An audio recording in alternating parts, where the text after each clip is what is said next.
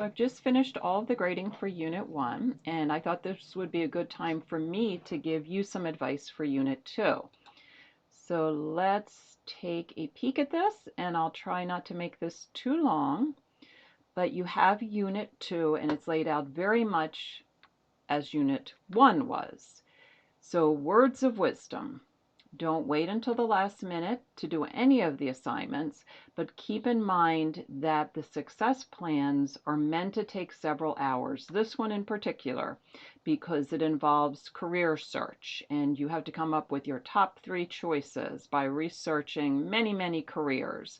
So get started on that. Notice the tutorial. As far as the lectures and responses, remember that you have to listen to the lecture first, because sometimes, usually, the response is based upon the mini lecture. Your response should be more than 1, 2, or even 3 sentences. In most cases, it should read like a small paragraph. Now you'll notice there's more work this time around. It's a 3-week unit and we cover 2 exams. So when you get down to chapter homework and learning labs, you'll see that you have 1 each for chapter 12 and chapter 13.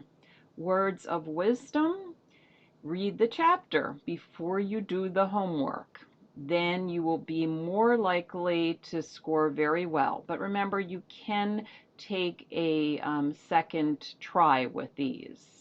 When we're looking at the medical terminology and the medical math quiz, remember there is typically some of this math on every exam, but also more importantly, the healthcare professions require that you are solid with basic math, that you are comfortable and most importantly accurate. So make sure you understand how to complete these math problems. There's a tutor embedded in our course, and I'll show you that in just 1 minute in case you need it. Keep the class discussions like a discussion, so be sure to address the question and then respond in an engaging way to 3 of your classmates. And the Culture and Healthcare Team Project, this time around, you are choosing your topic. So let's click into this really quickly. The presentation is actually going to be a video that you will create, and the video will cover a cultural group and a healthcare issue of concern to that culture. Now, culture can describe a lot of different things.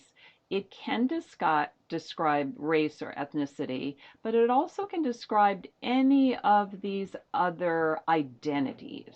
Okay, so it's very open for you.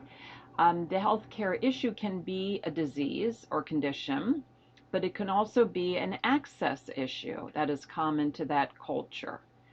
Now, there are some examples down here, but you do not need to choose one of these examples. You can choose one that is most interesting to you. So what you need to do is choose your topic. And you can see here, you're going to choose your topic. One person is going to submit the topic. But in order to do that, you're going to have to work together as a group. You'll either have to meet, start a discussion. That is why during the first unit, I had you play around with the homepage, your team homepage, so you're comfortable with that. Okay, the other thing that might be important when you're looking at your topic choice is the library and our class librarian. And that information is up here. Okay, there's Chris, our class librarian. You don't want to choose a topic that you can't find information on. And when we look at the information, it has to be current within the past 7 years, and it has to be academic, so good, solid sources. So be sure to make certain that you can find information on your topic. Let me see, going all the way down here.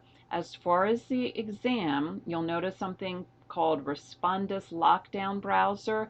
We just received access to this. this is one more step that deters cheating on online exams. So you'll see that your browser will be locked down so you can't Google search easily. So it shouldn't change the exam experience that much. I don't think it will be a problem for any of you. Here is your reading and your slides, and I think that was it. The only last thing I want to mention, I think there were 4 people that did not show up for their groups in Unit 1. So I pulled them out of the group until I hear from them. You need to email me and say, oops, sorry, I want to work with my group and I will be doing so in the future, and then I will put you back in your group. Okay, it's really not fair that you get the group grade when you didn't show up for your group.